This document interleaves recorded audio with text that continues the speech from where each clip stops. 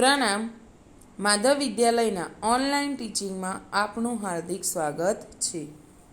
વિદ્યાર્થી મિત્રો, આજે આપણે સ્ટાન્ડર્ડ 6માં ઇંગ્લિશ સબ્જેક્ટમાં યુનિટ 2 ટુ મોછોનો અભ્યાસ કરીશું. ટુ મોછોમાં આજે આપણે એક્ટિવિટી 2નો અભ્યાસ કરીશું. એક્ટિવિટી 3નો અભ્યાસ કરીશું. એક્ટિવિટી 3માં આજે આપણે અહીંયા આપણને એક વાર્તા આપેલી છે, એટલે કે જે સ્ટોરી આપેલી છે એનો આપણે અભ્યાસ કરીશું. સ્ટોરીમાં આવતા કેટલાક ડિફિકલ્ટ વર્ડ્સનો પણ અભ્યાસ કરીશું અને આ વાર્તા જે આપેલી છે એનું ગુજરાતી પણ કરીશું. તો એકવાર હું એનું વાંચન કરીશ અને પછી આપણે એના વર્ડ્સ જોઈશું અને પછી એનું આપણે ગુજરાતી કરીશું. Once there was an elephant. People called him Motu.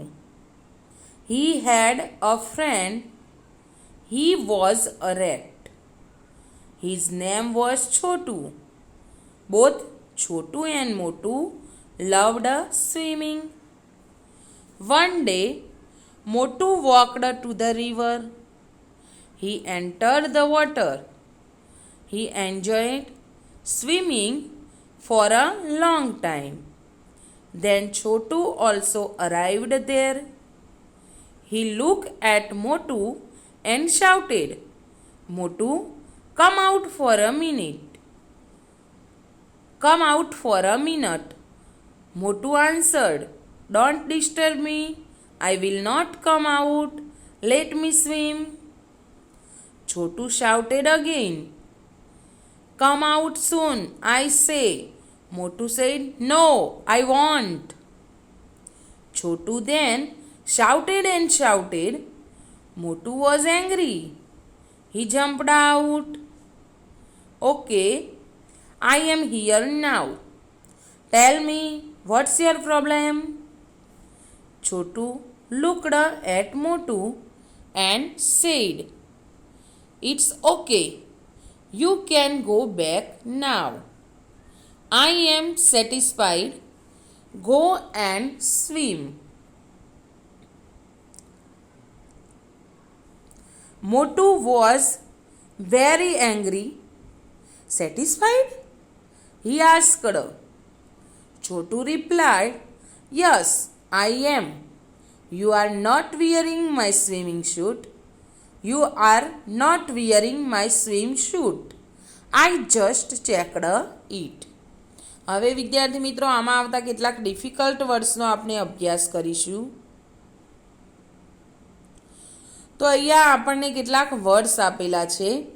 Once એટલે કે એક વખત, ONCE વન્સ એટલે એક વખત, BOTH બોથ એટલે કે બંને, to love TOLOVE to love એટલે કે ચાહવું, to swim SWIM to swim એટલે કે તરવું. હવે એનું ભૂતકાળનું રૂપ આપણને કૌંસમાં આપેલું છે swam, SWAM swam. To enter TOENTER enter એટલે કે પ્રવેશવું. For a long time FORALONGTIME for a long time એટલે કે લાંબા સમય સુધી.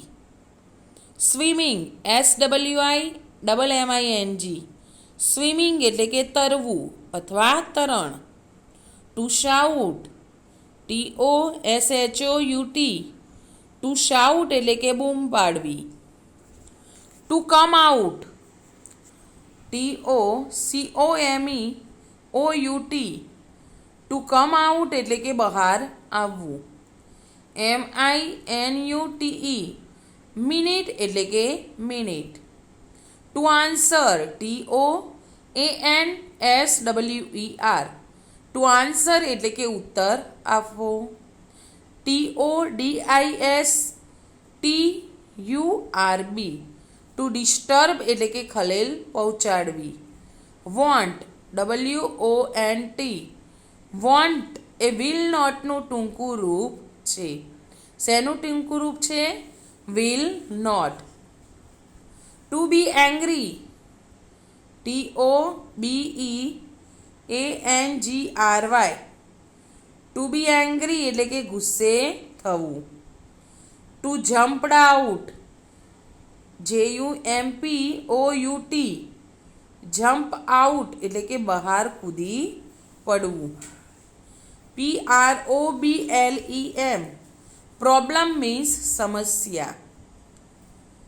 TOSATISFY, ટુ સેટિસ્ફાય એટલે કે સંતોષવું.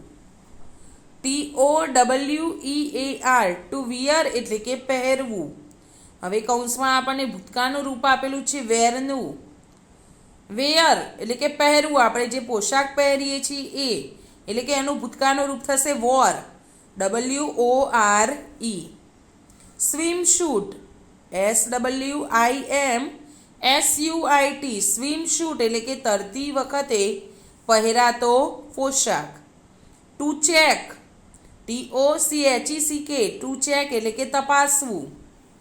હવે આપણે વાર્તા જોઈશું. Once there was an elephant, એટલે કે એક દિવસ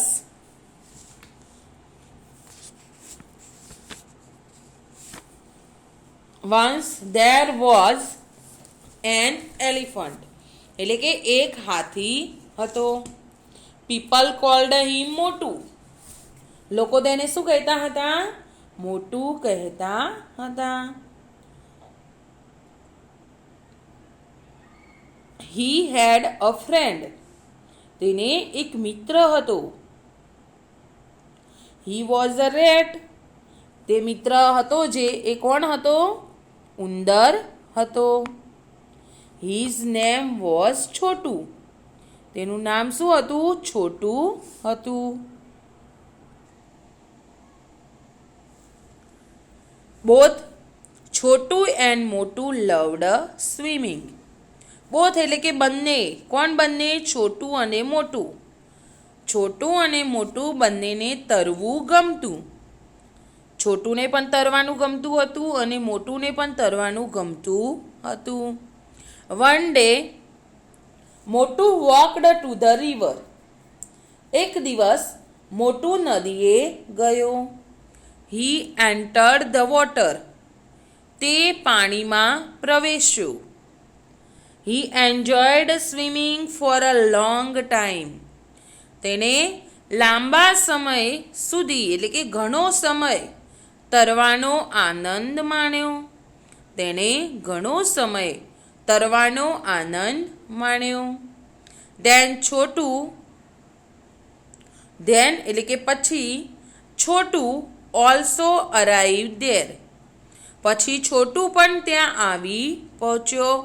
અરાઇવ એટલે કે આવી પહોંચવું.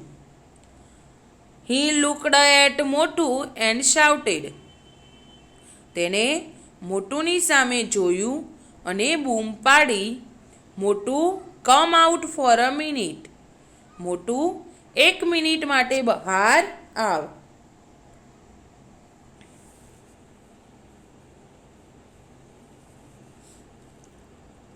મોટું આન્સર્ડ, મોટુએ જવાબ આપ્યો.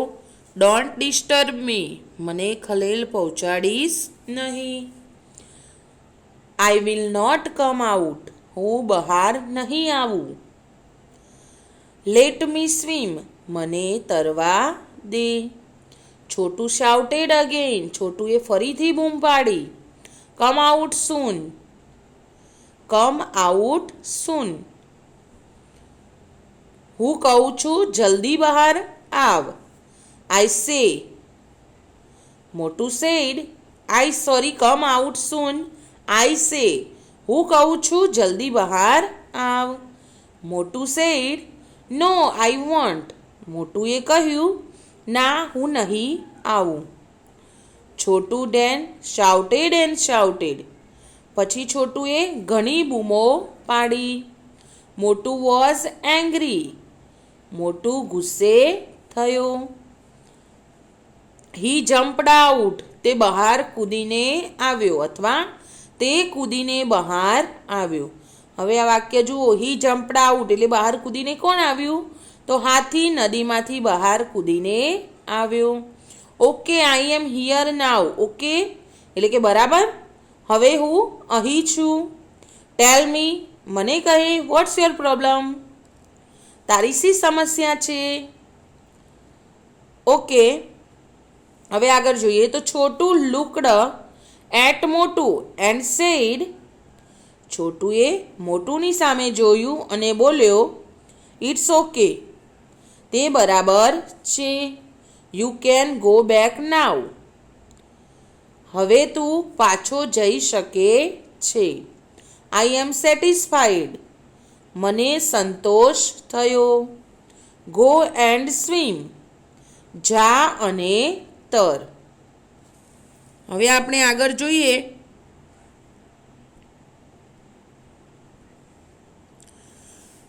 મોટું વોઝ એંગ્રી એટલે કે મોટું ગુસ્સે થયો. વેરી એંગ્રી એટલે કે ખૂબ ગુસ્સે થયો. મોટું ખૂબ ગુસ્સે થયો. સેટિસ્ફાઈડ સંતોષ થયો. હી સેડ તેને કહ્યું. મોટું વોઝ વેરી એંગ્રી એટલે કે મોટું ખૂબ ગુસ્સે થયો. સેટિસ્ફાઈડ સંતોષ થયો. હી સેડ તેને કહ્યું. છોટું રિપ્લાયડ છોટુએ જવાબ આપ્યો. યસ આઈ એમ, હા મને સંતોષ થયો. You are not wearing my swim suit, તે મારો સ્વિમ શૂટ પહેર્યો નથી. આઈ જસ્ટ ચેકડ ઇટ, મેં સહેજ ચકાસી લીધું. તો આપણું જે હેડિંગ છે આઈ ચેકડ ઇટ એટલે કે મેં તે ચકાસ્યું. તો અહીંયા ઉંદરભાઈ શું ચકાસવા માટે આવ્યા હતા કે હાથીભાઈએ તેમનો સ્વિમિંગ શૂટ પહેર્યો છે કે નહીં તે તપાસ કરવા માટે આવ્યા હતા. તો અહીંયા આપનું હેડિંગ જે આપેલું છે કે આઈ જસ્ટ ચેકડ ઇટ એટલે કે મેં સહેજ ચકાસી લીધું. નીચેના આપેલા વિધાનો ખરા હોય તો ટ્રુ અને ખોટા હોય તો ફોલ્સ લખો. હવે ખરા વિધાનોની સામે આપણે ટ્રુ લખવાનું છે અને ખોટા વિધાનોની સામે શું લખવાનું છે? ફોલ્સ. હવે આપણે જોઈશું મોટું વોઝ અ રેટ. તો મોટું ઉંદર હતો કે હાથી હતો? તો તમારે સાચો આન્સર અહીંયા લખવાનો છે. તો ટ્રુ હોય તો ટ્રુ લખવું અને ફોલ્સ હોય તો ફોલ્સ લખવું. અહીંયા હું લખું છું આન્સર ફોલ્સ. શું આન્સર આવશે એમાં? ફોલ્સ. કારણ કે તે ઉંદર ન હતો પરંતુ શું હતો? એલિફન્ટ. 2 નંબરમાં છે મોટું એન્જોયડ સ્વિમિંગ. મોટું તરવાનો આનંદ માણી રહ્યો હતો. તો એમાં આવશે true. Chhotu jumped out of water. Chhotu નદીમાંથી કૂદીને બહાર આવ્યો. તો આ વાક્ય ખોટું છે. કેમ ખોટું છે બાળકો? કારણ કે આપણને અહીંયા જે છોટું જમ્પડ આઉટ ઓફ વોટર આપેલું છે ત્યાં છોટું પાણીમાંથી કૂદીને બહાર નહોતો આવ્યો પરંતુ કોણ આવ્યું હતું? મોટું કૂદીને બહાર આવ્યો હતો. મોટું શાઉટેડ એન્ડ શાઉટેડ. મોટું બૂમો પાડવા લાગ્યો. તો આ વાક્ય કેવું છે? ખોટું છે એટલે કે ફોલ્સ. કેમ ખોટું છે વાક્ય? બૂમો કોણ પાડી રહ્યું હતું? તો છોટું. છોટું વોઝ સેટિસ્ફાઈડ. છોટુને સંતોષ થયો. તો એ વાક્ય કેવું છે? સાચું છે, true. Motu checked Chhotu swim suit. છોટુનો સ્વિમ શૂટ ચેક કરી રહ્યો હતો. તો એ વાક્ય કેવું છે? ખોટું છે. કેમ? કારણ કે છોટું ચેક કરી રહ્યો હતો. મોટું was swimming in a pond. તો એ તળાવમાં તરી રહ્યો હતો. પોન્ડ એટલે શું થશે? તળાવ. POND, પોન્ડ એટલે તળાવ. તો એ તળાવમાં નહોતો તરી રહ્યો પરંતુ નદી રિવરમાં તરી રહ્યો હતો. અહીંયા આપણને વાક્ય આપેલું હોય મોટું was swimming in a river. તો એ વાક્ય સાચું કહેવાય પરંતુ અહીંયા પોન્ડ આપેલું છે. તમારે અહીંયા એક્ઝામમાં પૂછાય તો આ શબ્દ ખાસ જોવો. તો એમાં આવશે ફોલ્સ. તો આવી રીતે આપણે ટ્રુ ફોલ્સ લખી શકીએ છીએ. આ ટ્રુ ફોલ્સ ફરજિયાત એક્ઝામમાં પૂછાય જ છે, તો તમારે તૈયાર કરવા. હવે નીચે આપણે જોઈશું કે નીચે વાક્ય કોણ બોલે છે અને કોણ બોલી શકે, આ પણ એક્ઝામમાં પૂછાય છે. તે જો છોટું બોલે તો સી, મોટું બોલે તો એમ, અને બંને બોલે તો સી એમ લખવાનું રહેશે. ચલો હવે આપણે જોઈએ don't disturb me. Don't disturb me, મને ખલેલ પહોંચાડીશ નહીં, એવું કોણ કહે છે? તો મોટું કહે છે. હી જમ્પડ આઉટ. હવે હી જમ્પડ આઉટ એટલે કે તે બહાર કૂદ્યો, પરંતુ આ વાક્ય કોઈ બોલી રહ્યું નથી. એ ક્રિયા કરી રહ્યો છે બહાર આવવાની, પરંતુ એ વાક્ય કોઈએ બોલ્યું નથી. છોટું પણ નથી બોલ્યો અને મોટું પણ નથી બોલ્યો, તો આપણે અહીંયા કરીશું ડેશ, આડી લીટી. You can go back now. You can go back now એટલે કે હવે તું પાછો જઈ શકે છે. તો તું તરવા માટે પાછો જઈ શકે છે, એવું કોણ કહે છે? છોટું. 4 નંબરમાં આપેલું છે આઈ લવ સ્વિમિંગ. મને તરવું ગમે છે. તો કોને કોને તરવું ગમે છે? સી અને એમ, બંનેને તરવું ગમે છે. આઈ એમ અ રેટ. તો એવું કોણ કહેશે? તો ઉંદર. આઈ હેવ અ ટેલ. મારે પૂંછડી છે, તો બંનેને પૂંછડી છે, માટે આપણે લખીશું C M. I am a big animal. હું એક મોટું પ્રાણી છું. તો એ ઉંદરભાઈ તો નાના છે, પરંતુ હાથીભાઈ કેવા છે? મોટા. તો આપણે એમાં લખીશું એમ. તો અહીંયા આપણે જે એક્ટિવિટી ક્લિયર કરી એ એક્ટિવિટી તમારે તમારી નોટબુકમાં લખવી. પ્રણામ. Thank you.